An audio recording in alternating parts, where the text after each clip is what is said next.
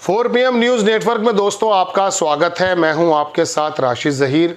2019 में जब पुलवामा का मामला बना था उस वक्त कांग्रेस से और बाकी लोगों से गलती हो गई थी।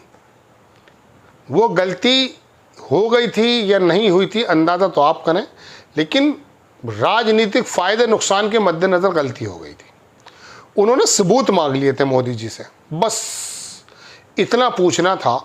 पूरे देश के अंदर कांग्रेस को वो लताड़ा गया, विपक्ष के लोगों को वो लताड़ा गया, हमसे सबूत मांग रहे हैं, हमसे सबूत मांग रहे हैं, हम तो बस भगत सिंह के वंशज हैं, हमने तो अंदर घुस के मारा है। इस बार ये गलती राहुल गांधी ने नहीं की। मोदी जी के साथ खड़े हैं, कंधे से कंधा मिला करके लड़ो, करो कब करोगे हमला। अब इस सुर में मोहन भागवत भी आ गए। मोहन भागवत ने कहा कि वैसे तो हम अहिंसक लोग हैं, हम हिंसा से हमारा कोई ताल्लुक नहीं है, लेकिन अगर लोगों पे जुल्म होता तो राजा को अपनी जिम्मेदारियां निभानी चाहिए। गोया के मोदी जी को कह दिया कि बिल्कुल हमला कर दो। ऐसी बात राहुल गांधी और ये मोहन भागवत की तरफ से एक सुर में ये बात मोदी जी के सामने आ रही। अब बातें चल रही कि कब होगा हमला, कौन सी तारीख में हमला होगा। वाटर स्ट्राइक हमने कर दी है। देखिए, हमला तो आप करेंगे, क्योंकि मोदी जी के पूरे कार्यकाल में सारी उपलब्धियां आ गई हैं। एक जगह बहुत पहले की बात है, पिछले कार्यकाल में मोदी जी के किसी साहब ने कार्टून बनाया, मोदी जी का वो दूरबीन से दुनिया को देख रहे हैं कि कौन सी जगह रह गई जहां मैं नहीं गया। तो कोई ऐसा इवेंट बचा नहीं मोदी जी की, नोटबंदी हो और पुलवामा हो और दुनिया भर की चीज़ हो, जब ताली बजा के बंद कर दिए नोट और लॉकडाउन किया ना, क्या क्या मालूम नहीं। इतनी ज़्यादा फ्लक्चुएशंस अब्बास मस्तान की फिल्म में नहीं होती जितनी मोदी जी की लाइफ के अंदर गुजर गया। चाहे अमेरिका चले गए, भीख मांग ली, मैं क्या क्या बताऊँ आपको, कितने कलर हैं।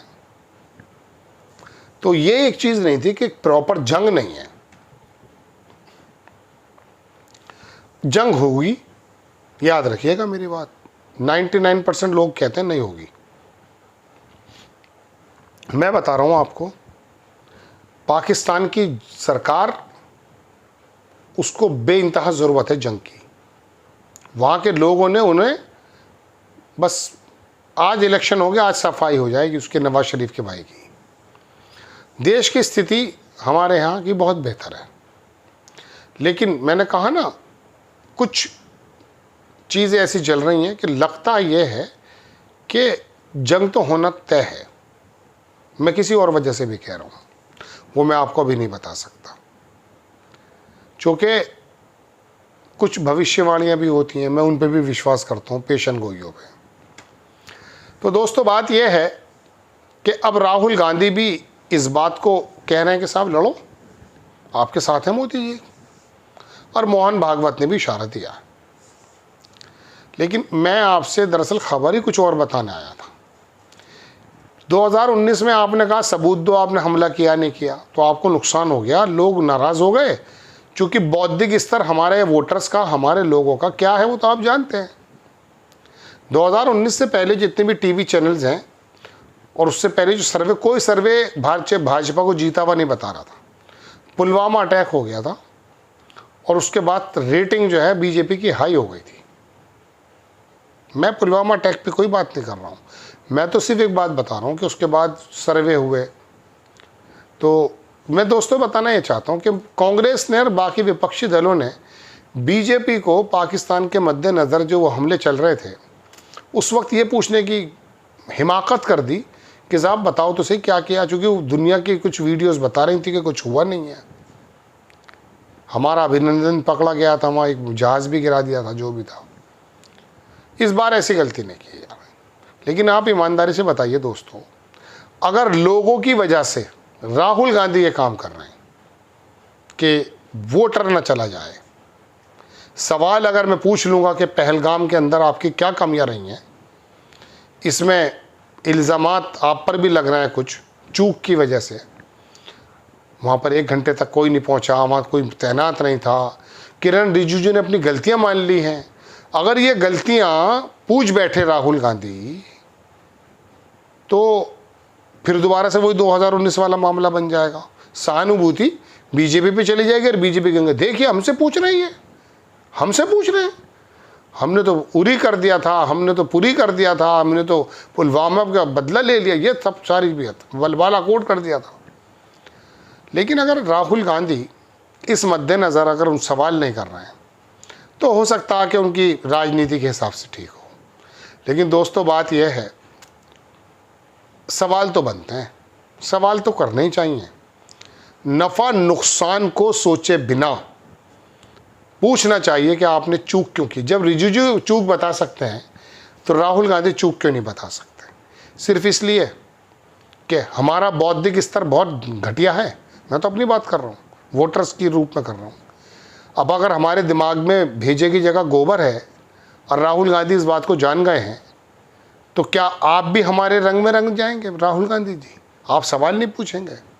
समझदार व्यक्ति तो सवाल पूछेगा ना, भाई हम तो गोबर धार्मिक पशु बन गए। मैं अपने आप को इस समय वोटर और दर्शक मान रहा हूँ, तो मैं तो किसी की भी नेता की बात में आ जाता हूँ। अखिलेश यादव टोपी पहन ले, मुझे मुसलमान दिख जाता है उसके अंदर, मैं उसको वोट दे देता हूँ एज ए मुस्लिम। और अगर यात्रा बढ़िया हो जाती है, फूल फेंक देते हैं कांवड़ियों पर, तो मैं वोट देता हूँ as a Hindu. As a Hindu अगर मुझे मानो तो मैं वोट इसलिए दे देता हूँ। मुझे मतलब नहीं है अखिलेश यादव ने 12 से 17 के बीच में क्या शानदार शासन चलाया, ना ना ना ना ना, इन बातों से मेरा क्या लेना देना भाई। मैं तो शीला दीक्षित को हटा देता हूँ मेहनत करने के बावजूद। मैं तो भूपेश बघेल को साइड में कर देता हूँ। मैं तो अशोक गहलोत को 25 लाख रुपए की उसमें योजना दे के स्वास्थ्य की उसको हटा देता हूँ। अरे मेरी बात कर रहे हो तुम? मैं तो मध्य प्रदेश के अंदर हर एक आदमी कर्जदार होने के बावजूद 7 लाख से ज़्यादा का कर्जा, मैं तो मामा को फिर ले आता हूँ। 200 रुपये चप्पल के दिए थे मामा ने मुझे। तो बात यह है कि मेरे चक्कर में मैं तो हुई पागल, मैं तो धार्मिक पशु हूँ। मैं तो कार सेवा में भी रहता हूँ, मैं तो यात्राओं में भी रहता हूँ, मैं तो असदुद्दीन ओवैसी के अंदर भी नारेबाजी करता हूँ। मेरे से क्या मतलब भाई? लेकिन मेरी जो दाढ़ी है, मेरी जो लगाम है, वो मेरी सरकारों के हाथ में है। उनमें से एक आप भी हैं, राहुल गांधी। अगर आप मिसाल के तौर पे मेरे मूड के हिसाब से राजनीति करने लगें और सवाल नहीं करेंगे आप, तो फिर तो सरकारें निरंकुश हो जाएंगी। विपक्ष मजबूत सवाल पूछता है तभी तो सरकारें चौकस रहती हैं। तो मेरे चक्कर में देखिए, आज मैं बहुत एहतियात से इशारों में बात कर रहा हूँ, तो मेरे चक्कर में, यानी कि मैं दर्शक वोटर भारतीय मैं हूँ, तो मेरे चक्कर में आप ऐसा क्यों कर? आप तो बाहर से पढ़े लिखे आदमी हैं, आप सवाल नहीं करेंगे तो वो एक वर्ग जो खास करके इस बात को जानता है कि मैं सोया रहूं या मैं यात्रा में रहूं, मैं नारेबाजी में रहूं या मैं किसी और चीज़ में रहूं, मैं 5 किलो चावल की लाइन में रहूं। मेरा एक नेता है, वो कंप्यूटर की बात करता है, तरक्की की बात करता है, योजनाओं की, नौकरियों की, बेरोजगारी की बात करता है। नहीं नहीं नहीं नहीं, आपको सवाल पूछने चाहिए जायज़। अब वो नेहा राठौर पर मुकदमा हो गया है ना, सवाल ही तो उसने पूछा होगा किसी भी प्रकार से, जो भी। तो अब तो धर्मगुरु सवाल पूछ रहे हैं राहुल गांधी जी, अभी मुक्तेश्वरानंद जो है सवाल पूछ रहे हैं, तो आप भी सवाल पूछो। हाँ, वो भगवा में पूछ रहे हैं तो आप भी भगवा लपेट लो, कोई दिक्कत थोड़ी ना है। आप क्या समझ रहे हैं मुसलमान भाग जाएगा आपसे भगवा लपेटने में? नहीं नहीं नहीं। केजरीवाल ने तो दुनिया भर के मरकज़ को बदनाम कर दिया था, कोरोना स्प्रेडर बना दिया था मुसलमानों को। दिल्ली के सारे मुसलमानों ने वोट दे दिए। बड़ा भोला है, आप समझते नहीं है वोटर्स को, भोले बहुत हैं, ये भूल जाते हैं। एक शेर है शायर का, उसकी एक लाइन याद आ गई, उसके बाद मैं अपना एपिसोड ख़त्म कर देता हूँ। वो शायर ये कह रहा है कि ज़रा देख ले तू अब भी, मैं फिर से तेरा हो जाऊँगा अपनी फितरत से, फ़कत एक बार देख ले तू अब भी मोहब्बत से। वो वादे क्या हुए तेरे, वो कस्में क्या हुई तेरी, मैं जिनमें बस गया था वो राहें क्या हुई तेरी। लगी दिल की मिट्टी कैसे, लगी दिल की मिट्टी कैसे, वफ़ाएं क्या हुई तेरी, मैं जिनका राह भर था वो राहें क्या हुई तेरी। तो वो इसी गज़ल के अंदर आ गया था शेर के, मैं फितरत से अब भी मान जाऊंगा, आप मुझे मनाओ। आज अजीबो गरीब खबर बनी है, हो सकता है मैं अपना मैसेज आप तक पहुंचा पाया हूँ। पागल हूँ, जुनून हूँ मैं, जुनून में कर देता हूँ बात, क्या कर सकता हूँ। जय हिंद।